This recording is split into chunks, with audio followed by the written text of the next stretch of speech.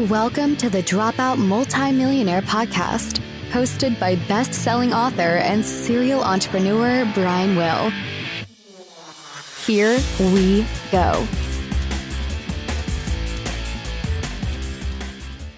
Hey everybody, and welcome to this episode of the Dropout Multimillionaire mini episode. I am your host, Brian Will, and I will be leading you down this journey of success and failure, and hopefully learning from both. Today, I want to focus on your business, and more specifically, are you actually in business or are you self-employed?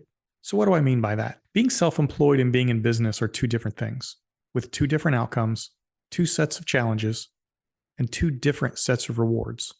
Neither one is better than the other. If, and I say if, you understand what I just said, you are actually chasing the right outcome, because they are totally different, and a lot of people haven't thought about it long enough to really understand it. In fact, I will tell you that I have been in business my whole life, and now I'm moving towards being self-employed. So what's the difference between these two? I'm going to talk about Joe and Sandy today. These are my two business owners. Both of them own their own business. They both have a business name. Both of them have an office they go to. They've both got a business account. They both incorporated, and they have an LLC. Joe, on the one hand, has a 4-year degree. He has his architect's license and 10 years of corporate experience. He has an architectural drafting business. Sandy, on the other hand, is a landscaper. She has 4 crews out working for her. She has an office with an office staff, a management team, and accounting folks. Joe makes about $200,000 a year, and Sandy makes about $200,000 a year. They both have a nice business. So the question is, what's the real difference between these two? Well, Joe has no employees. That's pretty nice. He has no payroll headaches. Got to tell you, I like that. Joe doesn't have to deal with workman's comp or liability issues. Joe can work from almost anywhere with a computer and a cell phone. Joe has a good reputation in the architectural community, and his customers like him. Now, that all sounds awesome. Sandy, on the other hand, Sandy has lots of employees. She's got payroll she has to do, payroll issue, matching taxes, workman's comp insurance, liability insurance, people that get hurt on the job. Sandy's got a lot of issues around that. But Sandy also has a good team in place at her office that helps her manage the day-to-day. So what's the real difference between these two? Well, Joe is an actual real-world example of an architect that I used building one of our restaurants about 2 years ago. Right in the middle of our project, and Joe is our MEP architect, Joe gets sick. And I'm waiting and I'm wondering what's going on. Why don't we have these plans? We've got construction going on. And finally I get a call and Joe says, listen, I'm sorry, I am sick. I can't work. It's going to be a couple of weeks. All the rest of my customers understand I'm asking for a little bit of time. Well, here's the problem. I've got a construction project going on and I can't shut it down while we wait on Joe to get better. I'm sorry, Joe. I have to get somebody else to do this job because I don't know if it's 2 weeks. I don't know if it's 4 weeks. I don't know if Joe's ever coming back. So we had to fire Joe. We had to get somebody else, start the project all over again, or the MEPs all over again. It sucked for Joe and it sucked for me. Joe was out of business. In fact, let me ask you this about your business. If you stopped showing up for work, if you didn't go to the job site, if you stopped trying to sell your product, what happens to your business? Are you out of business or does it keep going? Do you provide most of the sales? What if you stopped? Do you do most of the technical work? What if it stopped? If your customers rely on you for your personal knowledge and expertise and suddenly you can't give it to them, what happens to your business? Can you go on vacation for 6 months? Or here's an easy one. Can you just turn your cell phone off for about 6 weeks and just not answer it? What happens to your business? What happens to your income? And what happens to your family?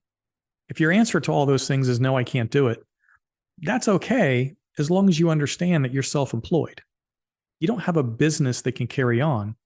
You're self-employed, you might make a good amount of money, but if you stop working, your business is done. Sandy, on the other hand, has a team. She's got managers, she's got accounting people, she's got salespeople, and she's got workers. If Sandy's sick and she's laying home in the bed, her team goes on. The business carries on, everybody does their job. Sandy's income isn't interrupted. Sandy has a business. She has systems in place, procedures, protocols. Her business can run without her being there all the time. That's the real difference between a business and being self-employed. And here's the big one too. Sandy is building intrinsic value in that business, meaning the longer she goes and the bigger she gets and the more solid her team becomes, she has the ability to walk away from that business and collect the income, or she has the ability to sell it and sail away in the sunset. 20 years from now, Sandy's going to sell that company, make a giant amount of money, and buy a mansion at the beach. Joe, on the other hand, is going to quit. He's going to get nothing except the money he's already earned and nothing more. So the question is, do you have a business or are you self-employed? Are you building value? There's nothing wrong with either answer. You just need to understand what you have and what you're building so that you're not surprised one day with the outcome that you get. Or the next question is, do you really want a business? Or do you want to be self-employed? I told you that I've been a business guy for 30 years and I'm kind of tired of it. I've sold 4 companies into private equity and venture capital. I've made a lot of money, but I think I'm going to go back to being self-employed at this point. I don't need another big hit. I just want to work and do what I do and have fun and help people. Do you want a business?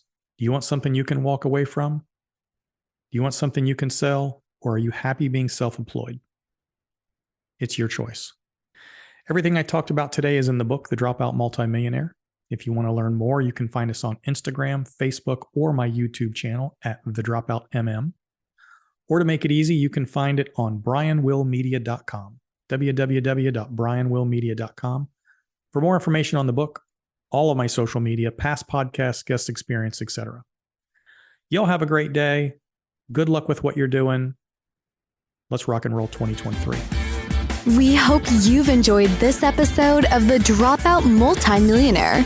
To learn more about how we can help you with your business, or if you'd like to be a guest on the show, visit www.brianwillmedia.com or The Dropout MM on Instagram.